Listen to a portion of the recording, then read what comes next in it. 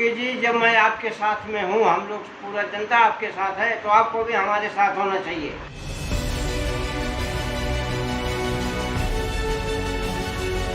सरकार से ये अपील करना चाहता हूँ, परिवार चलाना 8 परिवार चलाना मुश्किल हो रहा है यहाँ पे। नमस्कार दोस्तों, मैं सुनील मिश्रा स्वागत करता हूं आपका एक बार फिर आपके अपने ही चैनल बोलेगा भारत में। जय मनी जैसा भाव तया तैसा अनुभव, अर्थात आप जैसा सोचते हैं, जैसा बोलते हैं, जैसा भाव रखते हैं, आपको वैसा ही अनुभव होता है।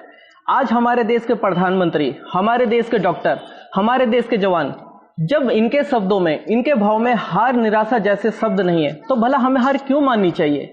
आज हर राज्य की राज्य सरकारों के सामने अपने अपने राज्य के लिए बेहतर करने की चुनौती है। तो ये वक्त सिर्फ और सिर्फ आलोचनाएं करने का नहीं, बल्कि उनके साथ खड़े होने का है, क्योंकि इतिहास गवाह रहा है इस बात का, कत्ल इंसानियत का ही हुआ है जब जब सियासतों ने गुनाह किया है। तो ऐसे में हमारा बोलेगा भारत आप सबके सामने यहाँ की ग्राउंड रिपोर्ट, जो कि लोगों की मांग है, लोगों की समस्या है, इस सरकार के सामने रखना चाहती है। देश में अनलॉक फेज 1 शुरू हो चुका है। बहुत से लोगों को रोजगार वापस मिल चुका है, लेकिन बहुत से लोग अभी भी काम की तलाश में हैं। उनका कहना है कि पहले की सभी सेविंग उन्होंने पिछले 2.5 महीने में खर्च कर दी है। अब क्योंकि लॉकडाउन खुल रहा है, तो उनके ऊपर रूम रेंट से लेकर EMI, कमेटी, कर्जदारों जैसों का प्रेशर है। ये उनके लिए वाकई में कठिनाई भरा समय है कि वो अपना परिवार चलाएं या सबसे पहले इन्हें भरें। ऐसे में उनकी सरकार से यही अपील है, कम से कम सरकार कोई अपील या आदेश तो अवश्य जारी करे। उन्हें कम से कम 3 से 4 महीने का समय अवश्य मिले कि वो वापस अपनी जीविका को पटरी पर ला सकें। सारी कंपनियां भी नहीं चालू हुई हैं। अब ऐसे में हमारे सामने एक समस्या ये है कि हम कैसे अपना मकान मालिक का सारा बिल एकदम से पे करेंगे। चलो मकान मालिक से बात कर भी लेते हैं, लेकिन हमारे लिए समस्या ये है कि जो लोन लिया है बैंक से, उसकी जो किस्त है वो बैंक ले रही है। अब अगर नहीं दे रहे हैं तो वो चार्ज लगा रही है। तो ऐसे में क्या करें। मेरी अपील है कि जो गवर्नमेंट है या जो बैंक है, उनको एटलीस्ट 2 महीने का समय देना चाहिए। हम कहाँ से करेंगे? आपने लॉकडाउन को खोल दिया, जहाँ हम नौकरी करें वहाँ भी तनख्वाह नहीं दे रहे हैं, कहाँ जाएं हम लोग? कम से कम हम लोगों को 4 महीने का, 5 महीने का टाइम दिया जाए, ताकि हम कमाएं, तो उसमें से थोड़ा थोड़ा करके दिया जाए। देखिए, जो लॉकडाउन खुला है, अभी तो खुलना स्टार्ट हुआ है। गवर्नमेंट ने जो होता है 4 फेज में स्टार्ट किया है खोलना, और जून तक लास्ट में जुलाई में खोलने वाली है। वही सारी चीज़ें खुली हैं, लेकिन उन चीज़ों का क्या, जो 3 महीने से लोग बैठे हैं, जिनके पास पैसा नहीं है, जो कर्जे में हैं, एम्प्लॉइयाँ घट रही हैं, बैंक जो लोन दिए हैं, अब सारे मकान मालिक जो होता है उनको एक प्रेशर डाल रहे हैं कि हमें रेंट चाहिए। मैं जो होता है सरकार से ये कहना चाहूँगा, या मकान मालिक हो या कोई भी हो, मैं ये कहना चाहूँगा कि सभी लोग थोड़ा सा कोऑपरेट करें और सबको मोहलत दें, ताकि वो कुछ अर्न करें, फिर धीरे धीरे दें। तो लॉकडाउन लग के 2 महीने से घर में बैठे हुए हैं, 1 रुपये का कमाई धमाई नहीं। मकान मालिक अलग सर पे चढ़ा हुआ है, कमेटी वाला अलग चढ़ा हुआ है, कहाँ से दे? खाने को तो पैसा हो नहीं रहा है।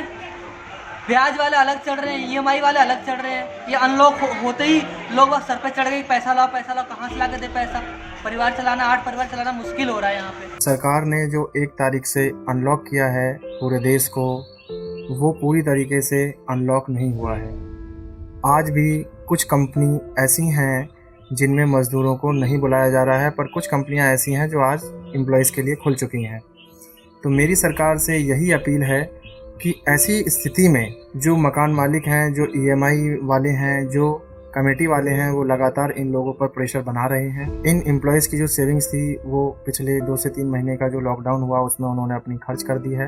तो अब इनके पास कुछ खास पैसा सेव नहीं है, जिससे कि वो अपनी EMI, रूम रेंट और कमेटी भर सकें। कहने को तो लॉकडाउन ख़त्म हो गया है, बट अभी भी बहुत सारी कंपनियां ऐसी हैं जिन्होंने ऑफिस स्टार्ट नहीं किया है, तो गवर्नमेंट को इस तरफ थोड़ा ध्यान देना चाहिए। लोन्स वाले बैंक हो गए, वो लोग अब क्या कर रहे हैं कि अभी कि लॉक ऑन होते ही फ़ोन आना शुरू हो गया, प्रेशर बढ़ना शुरू हो गया कि हमें अपना पैसा चाहिए, हमें अपना पैसा चाहिए।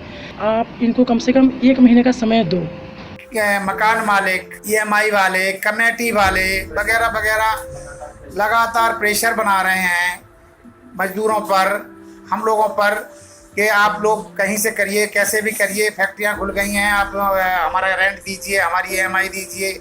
तो हमारी यही आपसे अपील है, सरकार से अपील है कि हमको अभी रिकवरी करने के लिए कम से कम 2-3 महीने का टाइम और चाहिए। पैसे कहाँ से दें? हम मिडिल क्लास वाले फैमिली के हैं, हमारे पास ना खाने के पैसे ना रहने के पैसे हैं, मकान मालिक ऊपर से सर पे चढ़ा है, कहाँ से हम पैसे देंगे?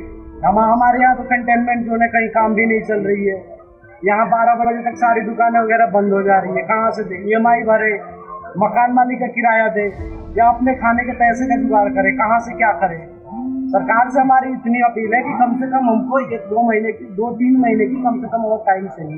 लॉकडाउन की वजह से जो कंपनियां हैं उसमें 30 और 70 का रेशियो भी लागू है, मतलब 30% लोगों को काम दिया जा रहा है और 70% को नहीं दिया जा रहा है।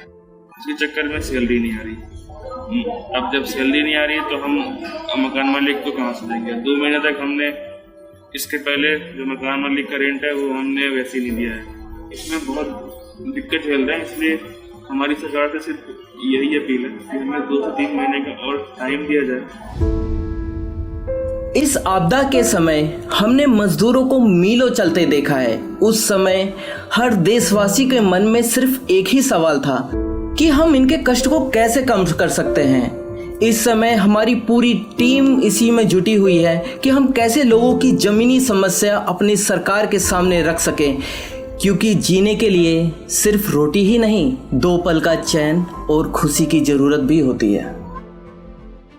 दोस्तों, आज हमारे देश के प्रधानमंत्री का भी ये मानना है कि अगर इस कोविड महामारी के दौरान सबसे ज़्यादा मार किसी पे पड़ी है तो उस देश के गरीब, इस देश के मजदूर पे पड़ी है। ये दुखद है पर यही सत्य है। आज इस देश का हर एक वो नागरिक एक कोरोना वॉरियर है, एक सैनिक है जो इस आपदा के दौरान गरीबों की मदद कर रहा है, चाहे उनके लिए आवाज़ उठा रहा है, क्योंकि ये वक्त आलोचनाओं का नहीं है।